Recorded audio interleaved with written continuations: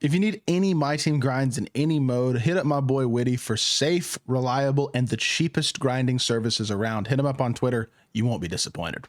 Yo, what is good, YouTube? Welcome back to another JC2K video. In today's video, we are going through and showing y'all my King of the Court lineup for this weekend if I was playing King of the Court. First time in a while I have made this video just because I do have a pretty big update to the team this week, I guess. And also just because I think there's also some, I guess, a better reason to maybe play King of the Court this weekend. Now, I'm personally not going to play King of the Court, but I'm going to talk about why you could consider at least playing a couple of games and just show you all my updated team, basically. So before we hop into the video, if you haven't already, make sure you hit that subscribe button. Help me push towards the 40,000 subscriber mark on the channel. I upload every single day, multiple videos a day. Would really appreciate it if y'all do subscribe. Without further ado, let's hop right into it and let's discuss. So we'll start off by talking about why you could consider playing King of the Court. Sorry. First and foremost, King of the Court this weekend, it's the same thing that it always is in terms of the rewards. The rewards are not good enough, in my opinion, to really justify grinding it.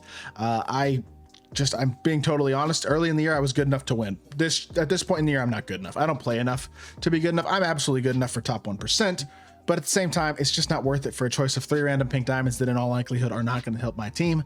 I don't really enjoy the game that much at the end of the day either. So I know that that's probably not the right thing to say as a content creator for it. But as of recently, the last month or so, I just haven't really felt much of a desire to play the game. So there's no reason I'm going to spend 4 hours of my Saturday grinding King of the Court when I can instead be making videos and getting stuff done for the weekend and being more productive with my time to make money. But there is a better reason to consider playing King of the Court this weekend, at least a little bit, even if you're not going to play the whole thing, to play 3 games. Because if you play 3 games of King of the Court this weekend, you get a Knockdown Nights 10-pack box. And that's it. Just play 3 games. You also get double rep. I don't know how long you get double rep for, but you get some sort of double rep as well as this Knockdown Nights 10-pack box, which has the chance. I will say the Knockdown Nights drop isn't a crazy drop by any means. It was the Opal Ray Allen, Pink Diamond Rondo and Joakim Noah, Diamond Glenn Robinson and PJ Brown drop.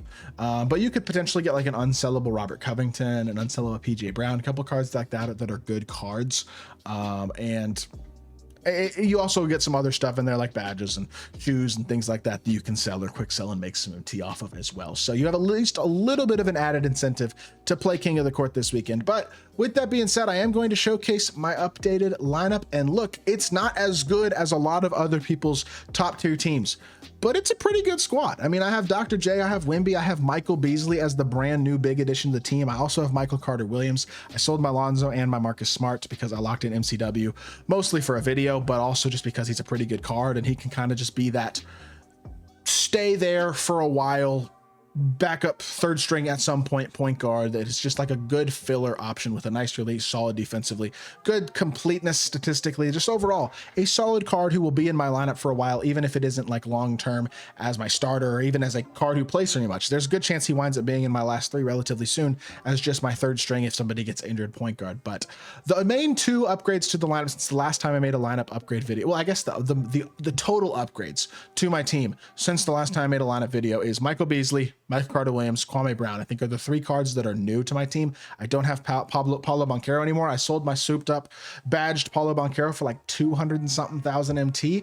And so that wound up being a decent amount of MT because I bought him for like 350K like 2 months ago. And I played with him for a while and then still got like a good chunk of my MT back. I wasn't super mad about that, to be honest, but look, I know Shea seems like probably to a lot of people he's a little bit outdated. I just don't feel like spending 400,000 or 500,000 MT on a point guard upgrade when my Shea has a couple extra Hoffs, including Hoff Posterizer, Hoff on ball, or Hoff Immovable Enforcer, Hoff on ball menace, a couple things like that. He's legitimately still got really nice movement. I love his jumper. He finishes really well around the rim. Like, I'm a fan of SJ. Don't see a need to upgrade from him. Dr. J, same thing. Until there is a better shooting guard in the game, which there is not, I just don't see a reason. He's amazing defensively. He's got every single key badge in terms of shooting badges, playmaking badges, defensive badges, everything that you would want on a card. That Legend Dimer as well is really nice as a primary playmaker because if people help off to try to help and prevent Dr. J from scoring, he can play make at a higher level than almost anybody else because of that Legend Dimer. And just overall, really like this card, and he's going to be mainstay on my team until there is a better shooting guard in my team, which there just has not been.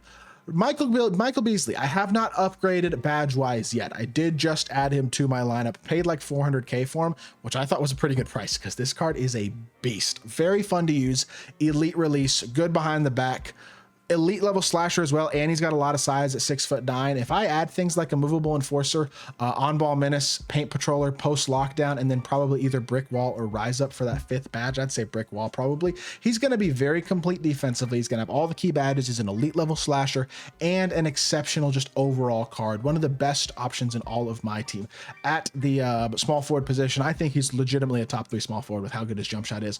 The best jump shot of any small forward in my team. That much is for sure. Love this Michael Beasley card.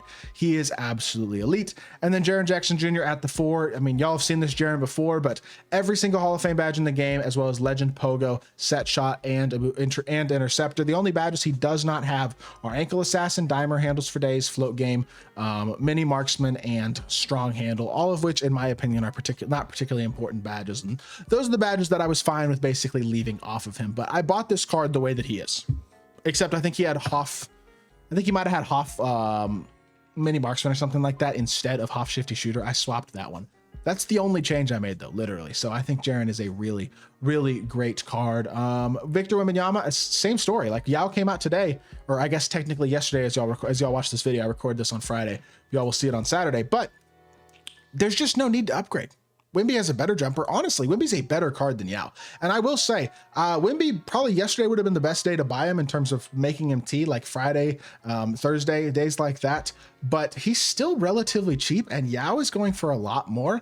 And I think Wemby's the better card. Like, Yao is a great card, don't get it twisted, but he is not a 1.5, 1.6, 1.7 million MT card by any means. Very good, absolutely. Worth that type of price point when Wemby's about $1 million? Absolutely not. There's no reason for me to sell my Wemby. Now, the one reason that is upcoming that I might want to sell my Wemby is we are getting All-Star content here in probably about 2 weeks. So good chance I will sell my Wemby sometime next week or the week after in preparation of that All-Star content. As of right now, I'm not going to do that. He's the best center in the game still. I'm going to hold on to him. I might sell him though to prepare for a higher tier Wemby that very likely could come at the All-Star break though. So that's something to keep in mind. Off my bench, I got MCW, who again, I badged with just gold badges. I mean, he's got like 28 total badges. He's got pretty much all the important ones besides maybe shifty shooter, I'd say.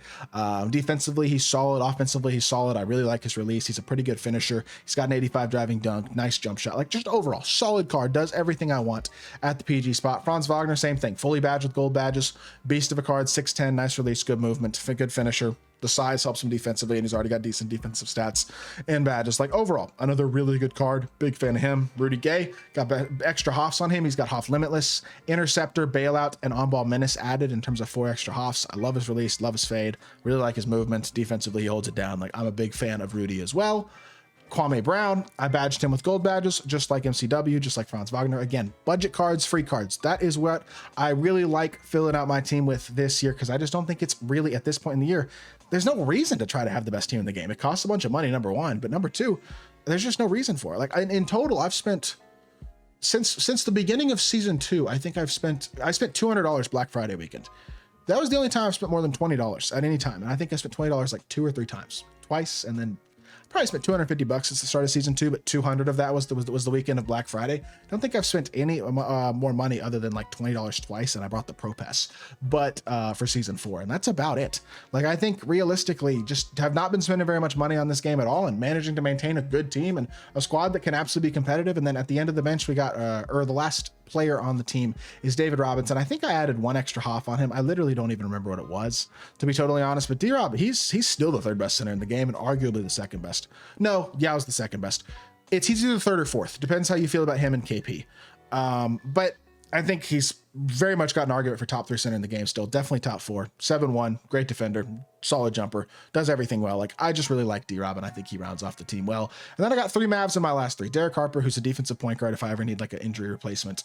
Dirk, same story, injury replacement for a big. And then Derek Lively, just throw him in there because I'm a Mavs fan and I like D-Live. So that is the King of the Court lineup if I was playing for this week. Basically also just a lineup update video for those of y'all who like that type of stuff. I hope y'all did enjoy the video. If you did, make sure you hit that like button, leave a comment, and subscribe. I'll be back with more 2K content very, very soon. I appreciate y'all. Peace.